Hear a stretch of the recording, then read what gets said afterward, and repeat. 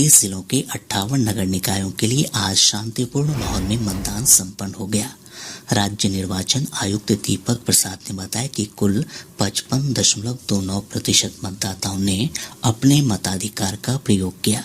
सबसे अधिक अररिया में 82% मतदान हुआ, जबकि सबसे कम गया में 40.97% वोटिंग हुई। मतों की गिनती 11 जून को होगी। राज्य निर्वाचन आयुक्त ने बताया कि रोहतास के विक्रमगंज नगर परिषद के वार्ड संख्या 6 के एक मतदान केंद्र पर ईवीएम की खराबी के कारण पुनः मतदान करवाया जाएगा। उन्होंने बताया कि चेहरा पहचान तकनीक के कारण 20,000 फर्जी मतदाताओं को पकड़ा गया। श्री प्रसाद ने बताया कि मतदान के दौरान 15,000 सुरक्षा बल और 10,000 मतदान कर्मियों की तैनाती की गई थी। निर्वाचन आयुक्त ने बताया कि इस चरण के तहत मुख्य पार्षद, उप मुख्य पार्षद और वार्ड पार्षद के 805 पदों के लिए मतदान हुआ। 9 वार्ड पार्षद का निर्विरोध निर्वाचन हुआ। वहीं दरभंगा जिले के घनश्यामपुर नगर पंचायत के वार्ड संख्या 8 के एक पार्षद उम्मीदवार की मृत्यु के कारण चुनाव स्थगित कर दिया गया। सीतामढ़ी के वार्ड संख्या 38 के पार्षद पद का चुनाव रद्द कर दिया गया।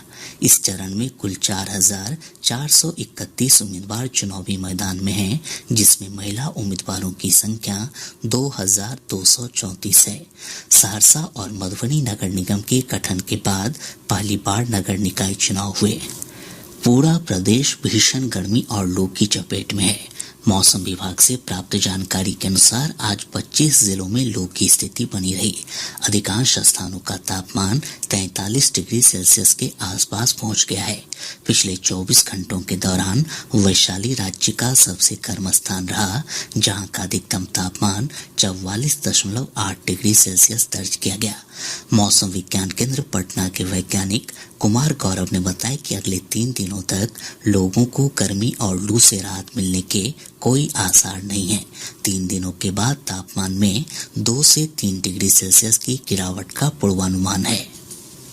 भीषण उष्णलहर पटना, भागलपुर, पूर्वी चंपारण, पश्चिम चंपारण, सुपौल, अररिया, भोजपुर, वैशाली, कटिहार, बेगूसराय, खगड़िया, शेखपुरा, नालंदा एवं सीवान जिले में, वहीं उष्णलहर मुजफ्फरपुर, दरभंगा, जमुई, औरंगाबाद, बांका, नवादा, सहरसा, समस्तीपुर, पूर्णिया, बक्सर एवं रोहतास जिले के 1 या 2 स्थानों में रहने की संभावना है। अगले 3 दिनों के दौरान अधिकतम तापमान में कोई विशेष परिवर्तन की संभावना नहीं है। तत्पश्चात अगले 2 दिनों में 2 से 3 डिग्री सेल्सियस तक की कमी का पूर्वानुमान है। इधर पिछले 24 घंटों के दौरान किशनगंज और अररिया जिले में कुछ स्थानों पर हल्की से मध्यम बारिश हुई।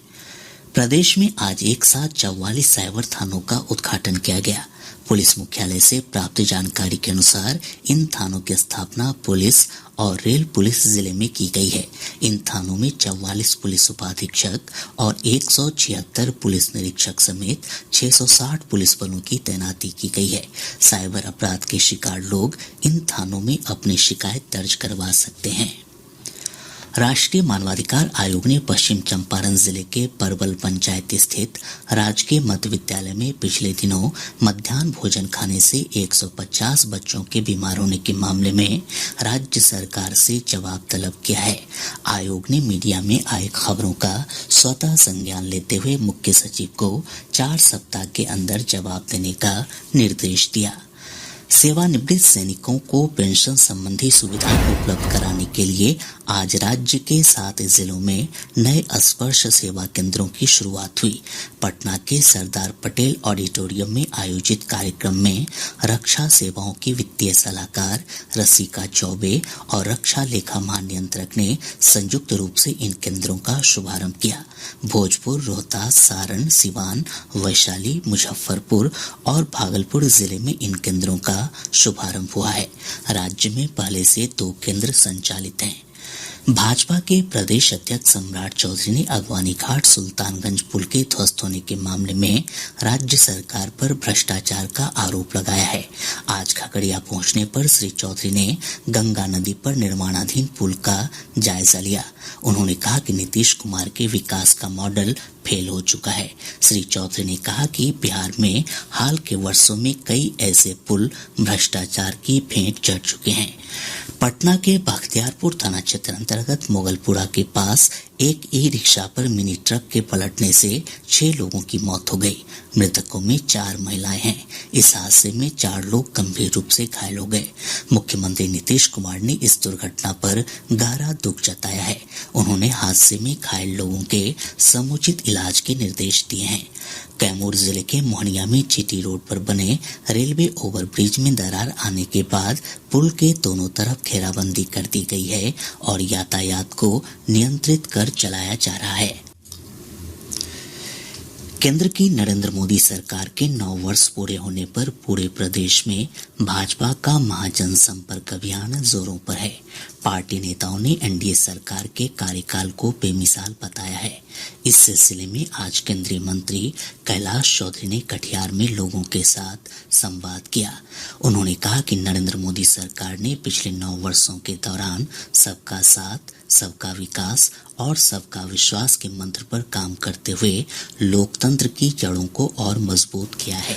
विज्ञान और प्रौद्योगिकी मंत्री डॉक्टर जितेंद्र सिंह ने कहा है कि रोजगार मेले ने सरकारी भर्ती प्रक्रिया को संस्थागत रूप दिया है और युवाओं को 10 लाख रोजगार देने का लक्ष्य रखा गया है।